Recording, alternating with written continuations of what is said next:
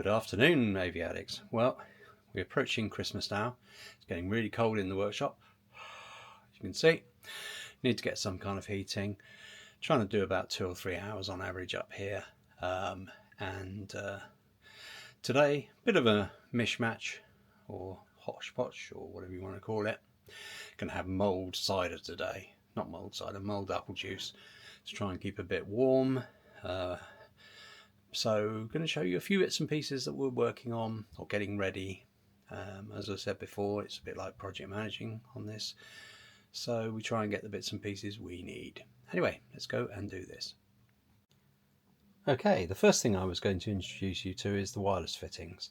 So what you had with the early Hurricane was the TR9D. So these are the anti-shock mounts here. So you've got them there. So you've got 4 of those there and up there as well, mounted on these 2 rails. You've also got these little pins here and here that pick up here and here in these little hooks. So effectively that then goes into there and is secured onto this area here. So that's your TR9D goes up there. I will show you what we've got for a TR9D and you can have a good old laugh, because like everything it's bent and twisted, and I will show you all this frame as well, which again is pretty bent and twisted. This is the base of the aerial mast, which is like Bakelite, sort of Paxilin type, which goes on just behind the doghouse on the top of the aircraft. So we'll go and have a quick look at that on the airframe quickly. Okay, this is the kit of parts that we've got for the radio. So that's that little knob thing that I showed you, which then picks up in here. So you can see that's one of those 2 hooks. So we've got the whole thing here. This is where we get a little bit messy, because that is supposed to, as you can imagine, be straight. I've had a go at straightening these. I've used shrinkers, stretchers, heat, whatever. This is so badly bent out of shape. I'm hoping to be able to reuse some of this, but the whole idea is to, it would be very simple to go and, fold another bit of, what is that, 3/16 aluminium. It would be very easy to fold it and just move these end fittings onto it.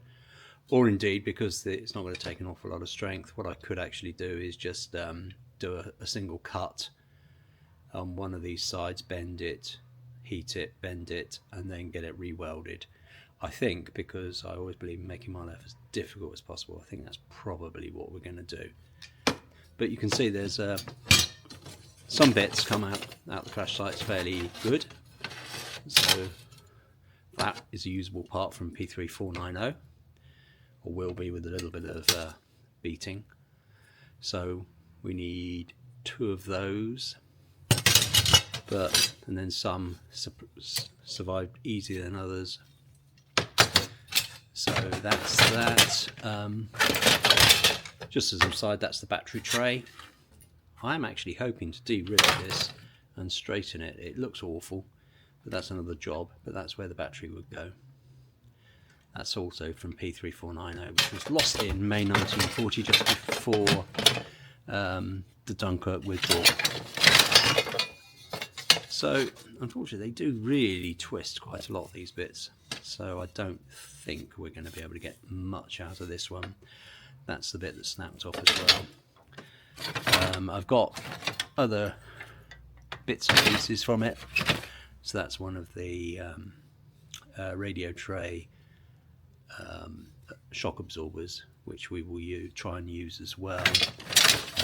This one's in a little bit better condition. You can see it's all flopped up from it. So I would kind of hope we'd be able to use that as well.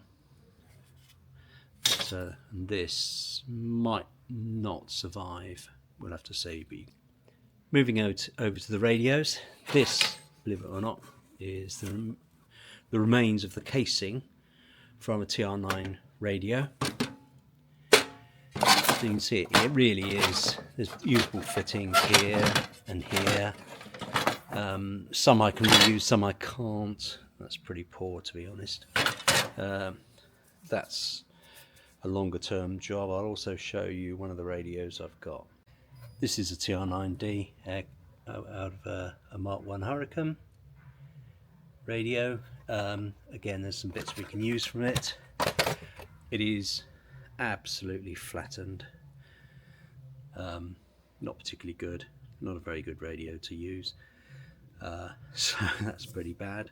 I'll show you the better one we've got. This here is a reproduction case, so that we may or may not use, and then within here we've got the radio part. So this is the transmitter part of the radio, and then in this big gap here we would have had the receiver part, and I've got various parts from another one there, as you can see, more parts, and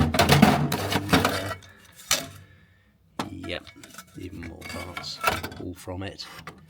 So hopefully we'll be able to put together a complete TR9D from these bits, the original fittings from the other side, from the crash site one, and various other bits and pieces, just to try and make a good looking, a very good looking TR9D. They are actually very expensive to get. I was really pleased to get this transmitter side.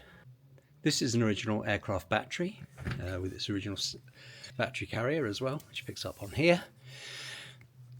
We've got a crash site one. We'll have to see. I may use the carrier from the crash site one, or I may use the original one, depending on how much I can actually recover from it. I acquired this, oh my goodness, I think it was probably around the time the BBMF went to 12, from 12 volts to 24 volts on the Hurricanes. And this basically became just a load of rubbish. This is actually an original, unfilled, so it is effectively brand new and totally sealed inside. So I can put it on its side like this, and you can actually see it's written on it, this battery has never been filled with acid and is for use as ballast only, and then it gives the weight of it. It seems to say 41 pounds, but seems rather a lot, really, to be honest. I actually lent this to the Airplane Restoration Company, or Historic Flying, as was, or is, and so that they could actually weigh the battery and ballast appropriately in the Mark 1 Spitfires they produced, P3, P9374 and N3200, which is now owned by Duxford Imperial War Museum. As you can imagine, the modern gel batteries you can get are a fraction of the size and deliver a lot more amp hour as well, so it's quite cool. So this is a 12 volt 40 amp hour Type C RAF lead acid accumulator. Okay, so basically last video I said I would show you a close-up of a decent Spade grip. This is the one for the project. So what you've got here is, this is a very early one. It doesn't have the slit in the stock there, and what you've got is, it's a AH2040, as you can see on there. It also has patent applied for, which shows you it's a very early grip. This is the gun button, so that's in the safe position, and then what you do is you rotate it, voila, to the fire position. So the idea then, if you're right-handed, obviously, because they never made things like this for left-handed pilots, unfortunately, but if you're right-handed, your thumb would fit into that recess, so you push that. So you push that, it would fit into this recess. And then if you wanted to make it go safe again, all you do is swivel it. So when they say gun button to fire, so you've got Tom Neal's excellent book, he was 249 Squadron pilot. If you get the chance to read it, it's called Gun Button to Fire. He was the flight commander of JB Nicholson Victoria Cross, who got the only fighter command Victoria Cross of the Second World War, and indeed the Battle of Britain. So when he says in his book, which is called Gun Button to Fire, that's what you mean. You turn it through 90 degrees, push that button. Then what you've got, that's why I always leave them in safe. So what you've got then is you've got the two pipes coming down here, and that's basically an air valve to operate the gun button. So you've got safe and fire. Now, for use on the ground, you have a brake lever. So there's the brake lever, and at the moment it's parking brake on. So if you were flying around, it would not look like that. So what would happen is, on the very early ones, you had a stainless steel brake lever catch. So let's take it off, click it off, and then that would be sprung loaded down there like so. And that's what you would have.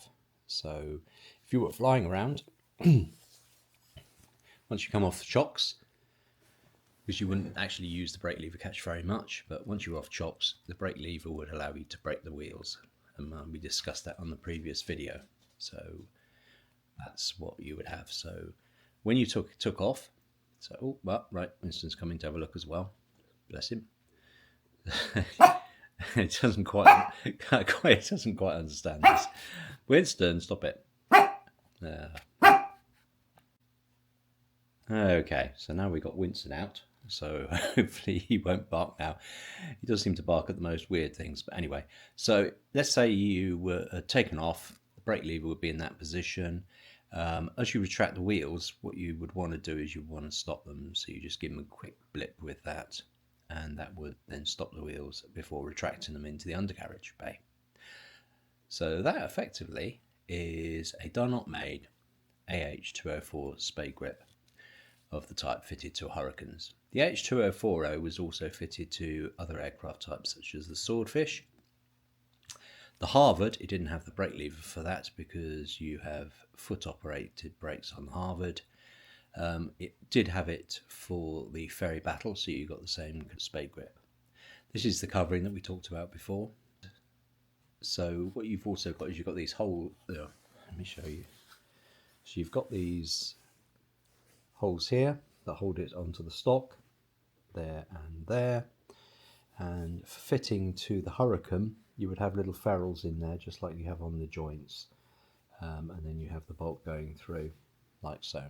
Modelers, please note, if you're doing a Mark 1, don't do it black. It is not black.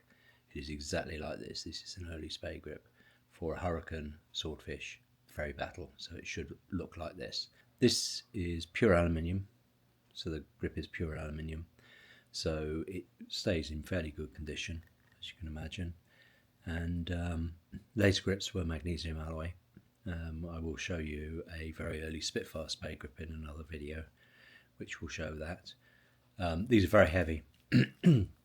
This is twice the weight of a Spitfire Spade grip. So what you've got there is, that's the brake lever and the control column, and that's exactly what you've got on a Hurricane. I think that'll do. This is probably my last video before Christmas, so Merry Christmas to you all.